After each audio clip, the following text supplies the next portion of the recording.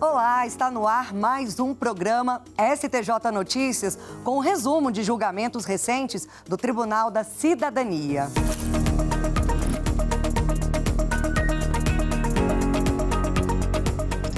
Nesta edição você vai ver: carta psicografada não pode ser aceita como prova em processo judicial. E mais, direito real de habitação pode ser estendido ao herdeiro vulnerável para garantir direito à moradia. E além disso, sexta turma absolve segurança que furtou leite e fraldas para filha bebê. O STJ Notícias está no ar.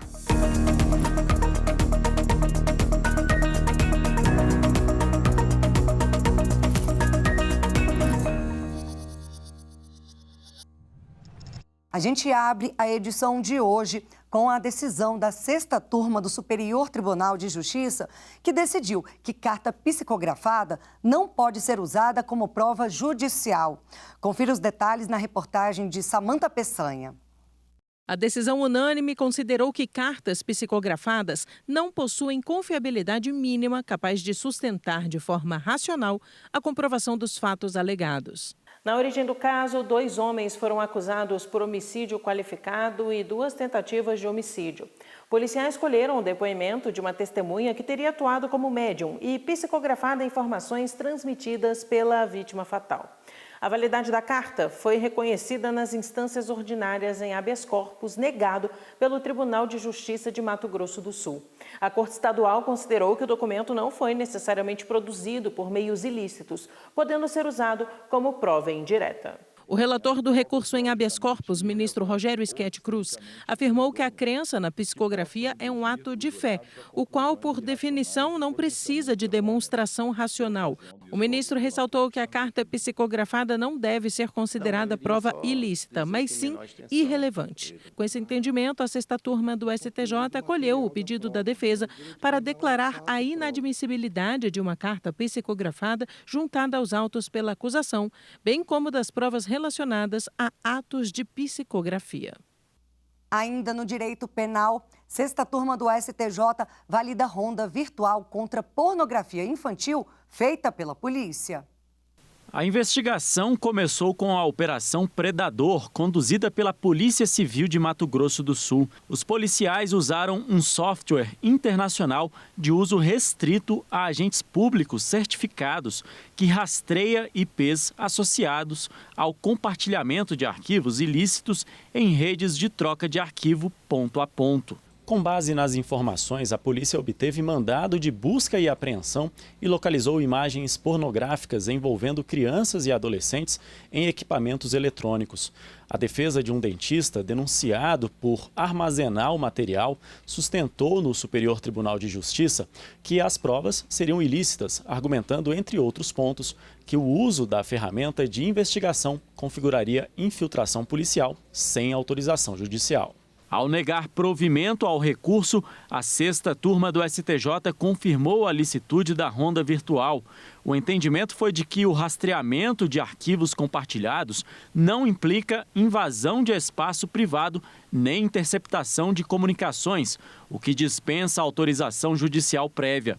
O ministro relator, Rogério Schietti Cruz, afirmou que a ronda virtual não se confunde com a infiltração policial prevista no Estatuto da Criança e do Adolescente. Segundo o ministro, na infiltração, a atuação direta de agente oculto em ambiente fechado, voltado a alvos específicos, ao contrário da ronda virtual, quando o software apenas rastreia automaticamente arquivos em redes abertas. Rogério Schietti Cruz ainda destacou que o Marco Civil da Internet permite a requisição pela autoridade policial de dados cadastrais simples do dono do IP, como nome e endereço. Assim, a sexta turma reconheceu a validade das provas, permitindo a continuidade da ação penal contra o dentista. Já no direito privado, a quarta turma entendeu que repercussão nas redes sociais de trote universitário com linguagem vulgar não gera dano moral coletivo. A reportagem é de Marina Campos e eu te convido a conferir comigo. Por unanimidade, o colegiado negou provimento ao recurso especial interposto pelo Ministério Público de São Paulo, que pedia indenização por dano moral coletivo, alegando que houve ofensa atingindo coletivamente todas as mulheres durante um trote universitário. Na origem, o órgão ajuizou ação civil pública contra um homem que conduziu calouros a entoarem, sob o pretexto de cantar o hino da instituição, expressões de teor misógino, sexista e pornográfico. O juízo de primeiro grau considerou que, embora o discurso fosse vulgar e imoral, não atingiu a coletividade das mulheres, sendo dirigido a grupo restrito de pessoas. O Tribunal de Justiça de São Paulo confirmou a sentença. O relator do caso na 4ª turma do STJ, ministro Antônio Carlos Ferreira, ressaltou que o dano moral coletivo exige a demonstração concreta de lesão relevante aos valores fundamentais compartilhados pela sociedade, não se confundindo com a mera reprovação moral de uma conduta. Segundo o ministro, para que seja configurado tal dano, é necessário que o ato ofensivo apresente elevado grau de reprovabilidade e ultrapasse o âmbito individual, afetando pela sua gravidade e repercussão o núcleo essencial dos valores sociais, a ponto de causar repulsa e indignação na consciência coletiva. O relator destacou que a simples capacidade de mobilização da opinião pública digital não é parâmetro juridicamente idôneo para medir a gravidade objetiva da lesão exigida para a caracterização do dano coletivo. Ele ainda enfatizou que, embora as declarações mereçam a censura social, elas ocorreram em contexto jocoso, com participação voluntária dos envolvidos, ausência de reação negativa imediata e direcionamento a um grupo específico. Por isso, o caso deve ser tratado na esfera individual e não coletiva. Parte do cônjuge não devedor é calculada sobre o valor da avaliação do imóvel leiloado. O entendimento é da 3ª turma. O entendimento do colegiado foi o de que, na hipótese de penhora de bem indivisível, a quota-parte do coproprietário, alheio à execução, que exerce o direito de preferência na arrematação, deve ser calculada sobre o valor da avaliação do bem. De acordo com os autos, foi proposta uma ação de indenização por danos materiais e morais, que agora está na fase de cumprimento de sentença. Para quitar a dívida, foi marcado o leilão de um imóvel que pertencia em copropriedade ao cônjuge do devedor. Exercendo seu direito de preferência, o cônjuge arrematou o bem, pagou a comissão do leiloeiro e repassou ao credor o valor devido. O juízo rejeitou os cálculos apresentados pelo arrematante, entendendo que eles deveriam ter sido feitos com base no valor da arrematação. No entanto, o Tribunal de Justiça do Distrito Federal e dos Territórios reformou a decisão, reconhecendo que a parte do cônjuge não executado deve ser calculada sobre o valor da avaliação do imóvel. No recurso especial dirigido ao STJ, o credor sustentou, entre outros argumentos, que o exercício do direito de preferência no arremate de imóvel teria como parâmetro o preço obtido na alienação. A relatora ministra Nancy Andrighi afirmou que, embora o Código de Processo Civil admita a alienação integral de bem indivisível, é resguardado ao coproprietário, não devedor, a prestação da parte que lhe cabe. Ela ressaltou que o direito de preferência visa proteger o patrimônio do coproprietário alheio à execução. Assim, mesmo que ele exerça a preferência, a cota deve ser calculada conforme o valor da avaliação judicial. A ministra explicou que usar o preço da arrematação poderia gerar dilapidação patrimonial, já que esse valor costuma ser menor. Em outro julgamento, a 3ª turma decidiu que redução do limite do cartão de crédito sem aviso prévio ao consumidor não gera dano moral presumido. O colegiado considerou que a redução do limite do cartão de crédito sem aviso prévio configura falha na prestação do serviço, mas foi entendido que ela não implica por si só ofensa à honra, à imagem ou à dignidade da pessoa. O advogado especialista em direito do consumidor, Diego Nunes, esclarece como funciona a definição do limite de crédito de pessoas físicas. O limite do cartão de crédito envolve vários fatores, mas quem determina, de fato, é a instituição financeira, é o banco que concede o crédito. Ele tem essa prerrogativa de analisar o perfil de crédito de cada consumidor e, a partir disso, oferecer um limite de crédito maior ou menor. E ele também tem a prerrogativa de examinar esse limite de crédito ao longo da vida financeira do consumidor. O caso analisado envolvia uma consumidora que buscava receber dano moral por ter o limite do cartão de crédito reduzido sem aviso prévio. As instâncias ordinárias afastaram a ocorrência do dano por entenderem que, além de não existir abalo à esfera íntima da consumidora, não houve comprovação de prejuízo concreto, porque ela não demonstrou qual produto deixou de adquirir, nem o valor da compra que teria sido impedida de realizar. Em recurso ao STJ, a mulher alegou que o dano moral seria presumido por decorrer de prática abusiva consistente na violação do dever de informar. A ministra Nancy Andrighi, relatora do caso, destacou que há sim normas que estabelecem a necessidade de que o consumidor seja informado sobre alterações no limite de crédito, mas ponderou que o descumprimento dessa norma por si só não gera automaticamente o dever de indenizar por dano moral, pois é indispensável a comprovação de efetiva lesão aos direitos da personalidade. A terceira turma seguiu o que entendeu a relatora e, ao negar provimento ao recurso especial da consumidora, considerou que, no caso, seria preciso demonstrar circunstâncias agravantes que evidenciassem efetivo abalo moral. A ação rescisória é uma classe processual que serve para rever decisão com trânsito em julgado, ou seja, quando não cabe mais recurso. Eu te convido a entender direito esse tema na entrevista conduzida pela jornalista Fátima Uchoa. Confira comigo. Olá, e aí, tudo bem com você? Na mais recente entrevista, você vai entender direito sobre a ação rescisória.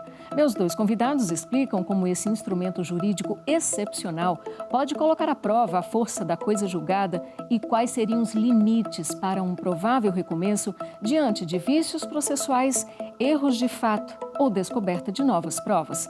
Acompanhe todas as nossas divulgações pelo canal do STJ no YouTube e no seu app de podcast favorito. A gente se encontra. O STJ absolveu um homem condenado por furtar fraldas, leite e iogurte do mercado onde trabalhava como segurança. Ele alegou que os produtos seriam para a filha bebê. Os detalhes do caso a gente confere na reportagem de Jáfer Araújo. A decisão foi tomada ao reverter a condenação de um homem que furtou um pacote de fraldas, alguns litros de leite e uma cartela de iogurte do mercado em que trabalhava como segurança. O funcionário admitiu ter levado os itens para a filha bebê. O entendimento do Superior Tribunal de Justiça foi de que a situação se enquadrou como crime famélico, circunstância excepcional aplicada em processos criminais, como explica essa advogada. O furto famélico, a motivação dele, ainda que o objetivo seja para subtrair um bem, a motivação dele é a fome ou uma necessidade extrema daquele bem que vai ser subtraído, né? Pelo contexto social que se tem num crime famélico, a tendência é que sim, os tribunais acabem aplicando o princípio da insignificância e essa pessoa não receba uma pena, justamente porque ele envolve questões muito mais sociais do que a intenção em si de subtrair um bem de uma outra pessoa. O processo julgado na sexta turma do STJ teve início em Minas Gerais. O réu alegou que estava passando por necessidade. Mesmo sendo primário, o juiz do caso afastou a aplicação do princípio da insignificância devido à qualificadora do abuso de confiança, já que era funcionário da empresa vítima do furto. A decisão foi confirmada pelo Tribunal de Justiça de Minas Gerais, mantendo a condenação em 2 anos de reclusão, com substituição por penas restritivas de direito. A Defensoria Pública de Minas Gerais então recorreu ao STJ. O voto vencedor na sexta turma foi do ministro Sebastião Reis Júnior. Ele reconheceu que macula a conduta o fato de o acusado ser funcionário da empresa. Mas o ministro ponderou que isso não deve ser considerado de modo isolado, visto que a jurisprudência admite afastar o furto qualificado para aplicar o princípio da insignificância.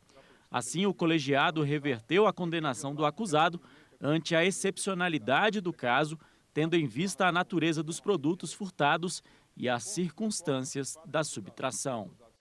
Terceira turma decide que pensão alimentícia pode ser mantida por prazo indeterminado se foi paga voluntariamente por longo período. Segundo o processo, o casal firmou acordo em 1993 para o ex-marido pagar pensão alimentícia e plano de saúde por 1 ano à ex-mulher. 2 anos depois, foi ajustado o novo pacto por prazo indeterminado, mas que não foi homologado. O ex-marido continuou fazendo os pagamentos por mais de 2 décadas. Em 2018, ele ajuizou a ação de exoneração, alegando mudança na capacidade financeira e a necessidade de dinheiro para um tratamento médico. A ex-esposa, por sua vez, sustentou que o recebimento da pensão era essencial devido à idade avançada, mas as instâncias ordinárias declararam extinta essa obrigação. No STJ, ao julgar o recurso especial, por unanimidade, a terceira turma decidiu que a pensão alimentícia pode ser mantida por prazo indeterminado, mesmo após a exoneração judicial, caso o devedor tenha optado por continuar a pagá-la voluntariamente por diversos anos. A ministra relatora, Nancy Andrighi, pontuou que no âmbito familiar, a noção de confiança deve ser especialmente protegida, diante do dever jurídico de não frustrar de forma injustificada as legítimas expectativas de terceiros. Além disso, segundo Nancy Andrighi, a jurisprudência do STJ tem admitido o pagamento de pensão por prazo indeterminado diante de situações como a impossibilidade de reinserção no mercado de trabalho, a idade avançada ou condição de saúde fragilizada da pessoa beneficiada. Após a morte do cônjuge ou companheiro, a pessoa tem o direito de continuar no imóvel onde o casal residia, mesmo com outros herdeiros envolvidos. É o chamado direito real de habitação. E a terceira turma do STJ entendeu que esse direito pode ser estendido a um herdeiro vulnerável. O recurso julgado teve origem em ação de inventário que discute a partilha de um único imóvel deixado como herança pelos pais aos 6 filhos. O inventariante, que também é um dos herdeiros e curador definitivo de um irmão incapaz com esquizofrenia, pediu a concessão do direito real de habitação em favor do irmão sob curatela, devido à situação de extrema vulnerabilidade. Em primeira e segunda instâncias, o pedido foi rejeitado. O fundamento é que o chamado direito real de habitação é um instituto jurídico que assegura a moradia apenas ao cônjuge ou companheiro que sobreviveu. Por isso, houve recurso ao Superior Tribunal de Justiça. A relatora do recurso, ministra Nancy Andrighi, explicou que a natureza protetiva do direito real de habitação permite que ele também seja reconhecido para outros integrantes do núcleo familiar. A ministra comentou que, no caso julgado, o herdeiro vulnerável poderá enfrentar dificuldade para encontrar nova moradia devido à condição que o impede de garantir por conta própria sua subsistência e que os demais herdeiros são maiores e capazes. Com isso, a terceira turma entendeu que o direito real de habitação pode ser estendido ao herdeiro vulnerável, a fim de ser garantido seu direito fundamental à moradia. E o homem com esquizofrenia pode continuar morando no mesmo imóvel em que vivia com os pais e um de seus irmãos. Amicus curiae é uma expressão do latim que quer dizer amigo da corte. Uma pessoa ou instituição que não faz parte do processo, mas serve para esclarecer o caso e melhorar a decisão judicial. Agora, o STJ tem uma novidade para quem ajuda a corte.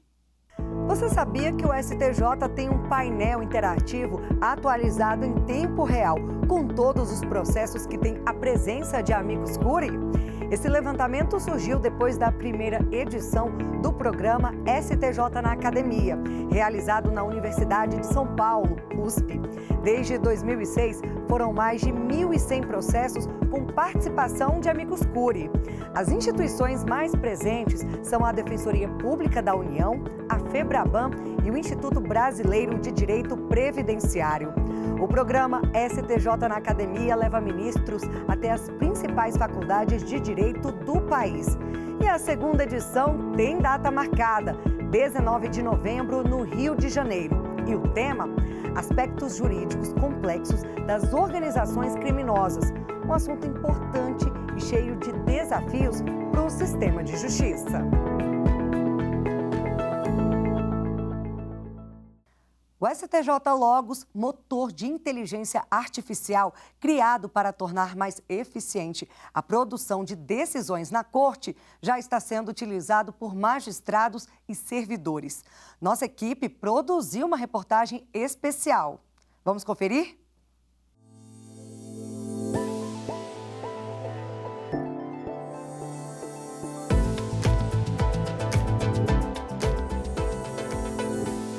Hoje nós temos cerca de 20 servidores aqui no gabinete que usam a ferramenta, variando assim, porcentagem de 70% de decisões feitas com base no Logos, 50%, então os números são expressivos. Tem ajudado a gente muito na produção dos relatórios, então a gente tem recebido muitos feedbacks bons dos nossos colegas também, e eles também têm nos ajudado no que a gente pode melhorar. Para mim, que sou uma pessoa típica, tem sido muito mais fácil a resposta de uns meses para cá do que as respostas anteriores, porque elas são mais detalhadas, mais sólidas, mas eu consigo pedir para o sistema criar um formato que, para minha leitura, fica palatável. Os servidores de gabinetes de ministros do STJ estão consolidando o uso da ferramenta de inteligência artificial generativa do Superior Tribunal de Justiça no dia a dia.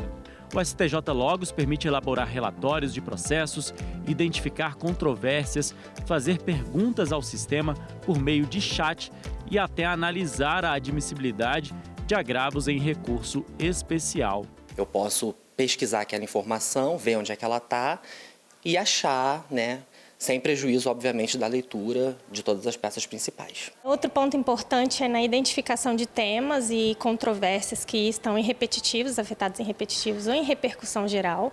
Então, assim, é uma infinidade de temas e é humanamente impossível a gente decorar todos eles. A ferramenta realmente tem ajudado bastante a fazer um resumo disso, né? A parte intelectual, assim, de produção mesmo, de conteúdo da decisão, aí isso fica por parte do analista, né? Eu sempre disse que metade do processo de fazer uma análise processual é fazer um relatório bem feito. E aí, nesse ponto, facilita muito a nossa vida. Para explorar todo o potencial do STJ Logos, os servidores têm participado de capacitação contínua. A troca de informações entre os gabinetes também tem sido estimulada para fortalecer a ferramenta. Pelo que você colhe dos colegas que já estão usando o Logos, você percebe que eles se sentem mais já acolhidos. Podemos sentir um certo ganho de velocidade na produção das minutas. Nós já utilizávamos e agora, a partir desse curso, a gente verificou que é possível implementar novos comandos, acelerando, a análise do processo para submeter ao ministro. E a segurança dos dados também é uma preocupação do tribunal. É num ambiente seguro, um ambiente também que é de criatividade zero. O Logos, quando ele não encontrar a informação, ele vai te dizer que a informação não foi encontrada. Ele não vai inventar dados. Por mais que utilize a base de informações, de uma inteligência artificial que é posta na internet, ela está isolada para o trabalho do STJ. E isso traz, de fato, uma segurança na análise dos dados. O STJ Logos foi lançado em fevereiro de 2025. Apesar de recente, a ferramenta tem mostrado resultados promissores. Nós observamos, do mês de setembro para o mês de outubro, uma diminuição na taxa de congestionamento e coincide com o período em que a ferramenta tem sido utilizada de maneira mais consistente. Agora nós temos uma ferramenta que fornece um resumo, de tudo que aconteceu, às vezes nessas 4.000 páginas de processo, e isso agiliza bastante esse primeiro contato. O princípio por trás dele não é que a inteligência artificial tome a decisão pelo usuário. Pelo contrário, a inteligência artificial ela é utilizada de tal forma que o usuário está no controle da decisão.